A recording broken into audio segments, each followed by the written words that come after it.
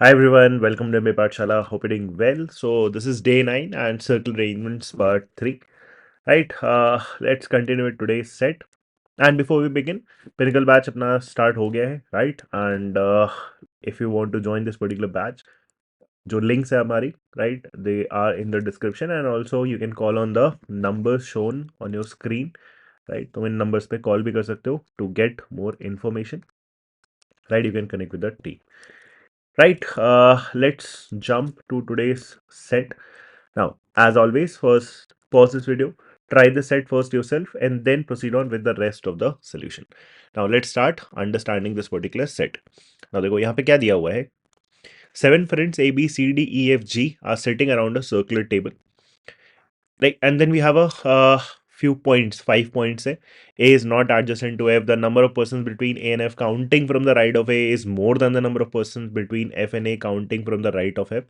So direct condition नहीं है. Possibilities, it might seem कि पॉसिबिलिटीज डेफिनेटली यहाँ पे इन्वॉल्व होने वाले हैं with respect to the relative positions. Second में भी डायरेक्ट पॉइंट नहीं है. The sitting of B is related to E as sitting of E is related to G. Third, the number of persons between G and F is more than the number of persons between E and B and is not zero in either case. Fourth point, C is adjacent to A but not to D.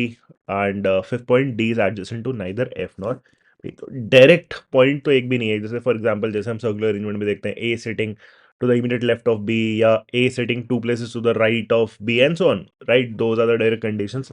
उस तरीके से हमारी कोई भी direct condition नहीं है. So will have to let's say go about possibilities. There is one note mentioned, unless mentioned otherwise, the number of persons sitting between two persons shall be taken as the lowest possible. Now, what does this basically mean? जैसे as an example अगर मैं आपको दूँ, मान लो कितने friends हैं, 7 friends है ना. या मान लो भी एज एन एग्जाम्पल हम कहते हैं 1 2 3 4 5 6 people are there in this arrangement. ठीक है. अब मान लो दो लोग हैं, सपोज ए यहाँ पे बैठा है और बी यहाँ पे बैठा हुआ है. Suppose A and B are sitting. अब अगर मैं आपसे ये बोलूँ कि how many people are sitting between A and B, तो how many people are sitting between A and B में दो पॉसिबल आंसर्स होते हैं to begin with circular arrangements. अगर हम इस डायरेक्शन में काउंट करते हैं, right, in this particular direction, अगर हम इस पर्टिकुलर डायरेक्शन में काउंट करते हैं तो हमारा ए से बी जाने में 1 2 3 people will be sitting between them. But अगर हम इस डायरेक्शन में काउंट करते हैं ए टू बी जाने में तो दिल बी 1 पर्सन सिटिंग. तो हमेशा जैसे किसी भी सर्कुलर अरेंजमेंट में कहीं पे भी दो लोग अगर बैठे हुए हैं, if it ask how many people are sitting between A and B, तो हमारे पास हमेशा दो पॉसिबल आंसर होते हैं, राइट. उसमें एक मिनिमम हो सकता है और एक मैक्सिमम हो सकता है, या फिर बराबर भी हो सकता है डिपेंडिंग कि अगर वो पर्सन ऑपोजिट बैठे हैं. तो इस पर्टिकुलर सिनेरियो में उसने पहले ही क्लियर कर दिया, unless mentioned otherwise the number of person sitting between two person shall be taken as the lowest possible. तो अगर ए एंड बी के बीच में पूछ रहे नंबर ऑफ पीपल कितने होंगे, तो हम क्या आंसर बोलेंगे, 1, नॉट 3. ठीक है, बिकॉज अपने को मिनिमम उठाना है. तो that is the first clarification that this set initially gives you. ठीक है. And now let's start reading all the condition. तो एक चीज का अपने क्लैरिटी था स्टार्टिंग से, how many people are seated around this arrangement, around this circular table, 7 people. So let's bring 7 people, 1 2 3 4 5 6 and 7, right. These are the 7 people. अब जैसे अगर हम फर्स्ट स्टेटमेंट पढ़ते हैं, A is not adjacent to F. ठीक है, तो A and F आपके एडजेसेंट नहीं होंगे, बगल में नहीं होंगे. The number of person between A and F counting from the right of A is more than the number of persons between F and A counting from the right of F. Now, इस condition को use करके maybe we can like figure out or try to figure out at least the relative positioning of A and F. और वहीं से हम शुरुआत भी करते हैं. और अगर मेरे को और भी पॉसिबल केसेस बनाने पड़ेंगे तो आई मेक मोर डायग्राम्स. ठीक है. सो सपोज कहीं पे भी तुम रैंडम, लाइक कि हम तो स्टार्टिंग में समझ चुके हैं ना कि किसी भी जगह पे हम इनिशियली कोई पर्सन तो लिख ही सकते हैं, बाकी फिर हर पर्सन उसके रिलेटिवली अरेंज होता है इस पर्टिकुलर डायग्राम में, राइट. सो लेट्स से अगर मैंने कहीं पे सपोज ए डाल दिया, सपोज यहाँ पे मैंने ए लिखा. अब इसने क्या बोला, पहले तो एफ जो है ए के एडजेसेंट नहीं है, and then it says the number of person sitting between A and F counting from the right of A. तो ए और एफ के बीच में अगर हम, right, counting from the right of A के राइट डायरेक्शन में, ए यहाँ पे बैठा है तो उसका राइट इधर हुआ ना, तो ए और एफ के बीच में अगर हम ए के राइट से काउंट करें, it is more than the number of person between F and A, right, counting from the right of F. तो एज एन एग्जाम्पल मैं समझाता हूँ. सबसे बेस्ट क्या है तरीका, इसको आप अज्यूम कर करके खुद ही क्लियरली समझ जाओगे कि कहाँ पे हम रख सकते हैं। जैसे एफ तुम यहाँ पे तो डेफिनेटली नहीं रख सकते, right? You can not keep a F here because A and F can not B adjacent. Can you keep a F here? अब अगर एफ यहाँ पे है तो ये कंडीशन सेटिस्फाई होना चाहिए, ठीक? तो अब ये कंडीशन वापस से पढ़ लो, the number of person between A and F counting from the right of A. तो आप क्या बोलोगे? How many people are sitting between A and F counting from the right of F? One person. This has to be more than the number of person between F and A counting from the right of F. तो अब F और A के बीच में right of F से count करेंगे, तो इस डायरेक्शन से अगर हम एफ और ए के बीच में काउंट करेंगे तो दिल बी 1 2 3 4 पर्सन। तो ये तो कॉन्ट्रडिक्ट कर गया, ये वाला नंबर इस वाले नंबर से क्या होना चाहिए था? ज्यादा होना चाहिए था, but it is the other way round. इसका मतलब अल्टीमेटली क्या निकल के आ रहा है यार, कि यहाँ पे तुम एफ नहीं रख सकते, तो तुम्हें एफ को ना और दूर करना पड़ेगा, यही इसका सिंपल मीनिंग है। तो अब तुम्हें ये देखना है कि एफ की क्या पॉसिबल पोजीशंस हो सकती हैं। तो F can not be placed here. Can F be placed here?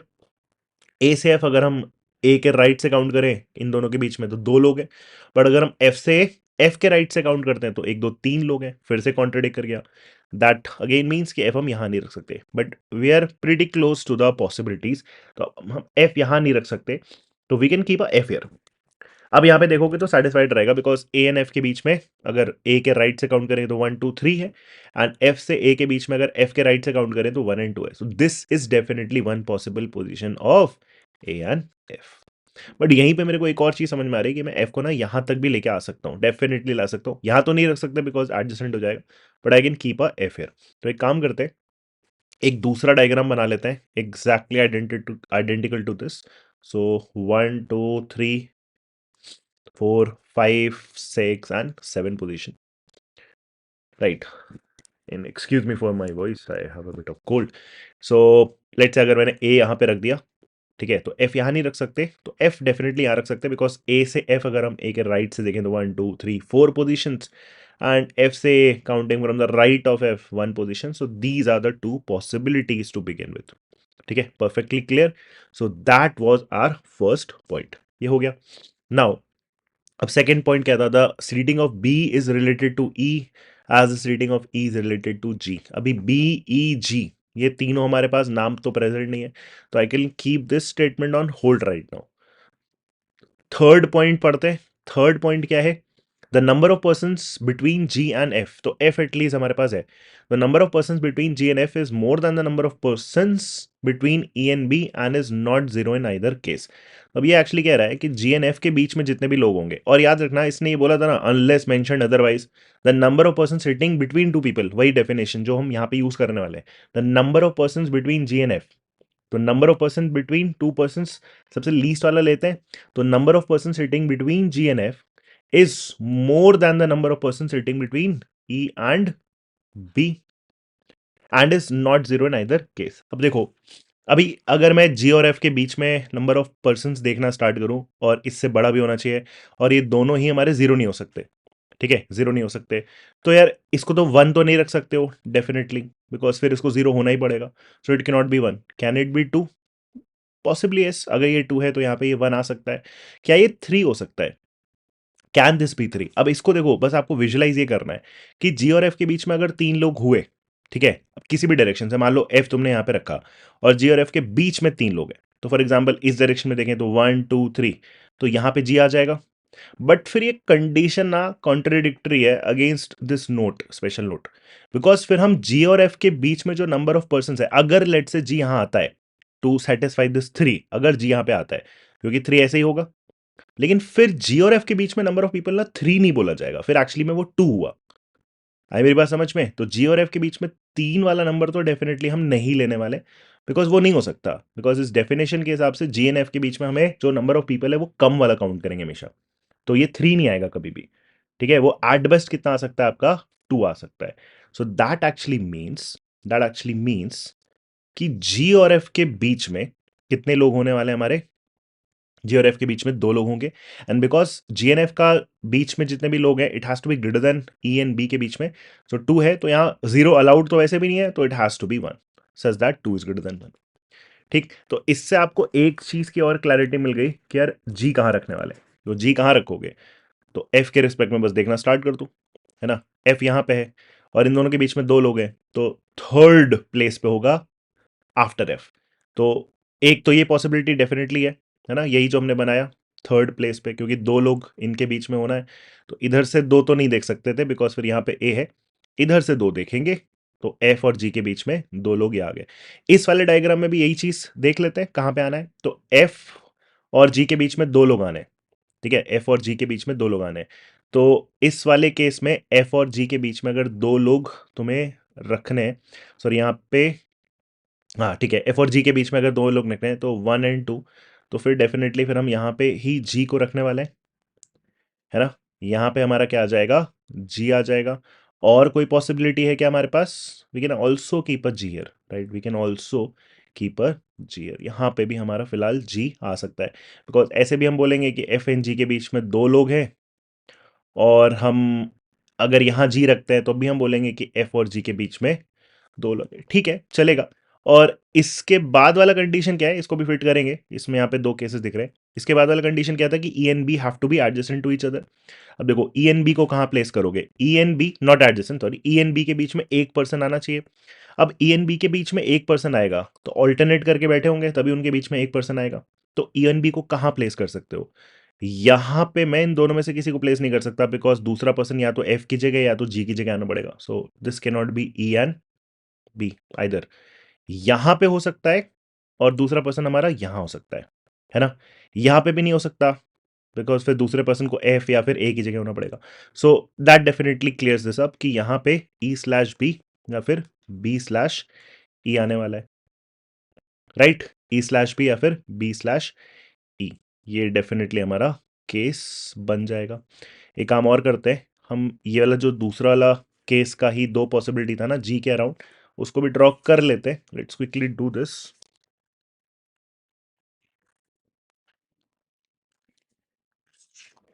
So let's say 1, 2, 3, 4, 5, 6, 7, right, we have 7 spots.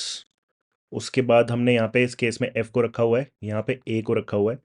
एक बार हम जी को यहाँ पे रख रहे हैं और एक बार हम जी को यहाँ रख रहे हैं, सच दैट एफ और जी के बीच में दो लोग आ जाए, राइट। और अब इसके अकॉर्डिंगली हम प्लेस कर देते हैं किसको, वो ई एन बी को, ठीक है। अब इनके बाद हम ई और बी को प्लेस करना स्टार्ट करते हैं, एक पर्सन उनके बीच में आएगा। तो अब ई और बी में से कोई एक यहाँ आ सकता है, यस, दूसरा पर्सन कहाँ जाएगा, यहाँ पे आ जाएगा। और कोई पॉसिबिलिटी, यहाँ पे और यहाँ पे हमारा ई एन बी हो सकते हैं, ठीक है। इस वाले केस में अगर हम देखें ई एन बी के लिए, this and this are possible with respect to E and B. और कोई पॉसिबिलिटी दिख रही है, नहीं, तो यहाँ पे ई स्लैश बी या फिर बी स्लैश बी ऐसे आ जाएगा, ठीक है। और इसमें भी फर्दर हमारे पास डेफिनेटली पॉसिबिलिटीज तो हैं, okay, E and B and B and E, ठीक है, एक ये पॉसिबिलिटी था और एक हमारा यहाँ पे ये वाला पॉसिबिलिटी था, फाइन। अब जैसे करना स्टार्ट करते हैं, जैसे अब आगे का कंडीशन पढ़ लेते हैं और फिर हम उसको सेट करेंगे। फोर्थ कंडीशन क्या बोलता है, C is adjacent to A but not to D. Now C is adjacent to A but not to D. अब इस वाले केस में C is adjacent to A, तो डेफिनेटली फिर नोटिस करो ये जी से ब्लॉक्ड है, तो सी इज एडजेसेंट टू ए, तो सी यहीं पे आना पड़ेगा। इस वाले केस में अभी वो हमने देखो ई एन डी को प्लेस नहीं करा है ना, सॉरी, बी एन ई को प्लेस नहीं करा है, तो उसके मैंने समझे थे ये या तो ये दोनों पोजीशन होंगी या फिर ये दोनों पोजीशन होंगी। अब ये दोनों पोजीशन नहीं हो सकता बिकॉज सी को ए के एडजेसेंट होना है और ए के एडजेसेंट ए की स्पॉट बचा है, so it has to be C, and because this is C, तो यही दोनों हमारे किसको बिलोंग करने वाले हैं, बी और ई को। इस वाले केस में सी इज एडजेसेंट हुए, तो यहाँ पे तो बी ए नहीं है, तो डेफिनेटली फिर यहाँ पे क्या आ जाएगा, सी आ जाएगा। तो सी इज एडजेसेंट हुए बट नॉट टू डी, तो सी हमारा डी के एडजेसेंट नहीं है, सी डी के एडजेसेंट नहीं है, ठीक है, सी डी के एडजेसेंट नहीं है, ठीक है, यहाँ पे भी सी डी के एडजेसेंट नहीं है, तो इसका तो कोई यूज ही नहीं है। And finally D is adjacent neither to F nor B, तो D is adjacent neither to F nor B. तो सबसे पहले तो इस केस में डी आएगा कहाँ, यहीं पे आएगा, ये बचा हुआ स्पॉट।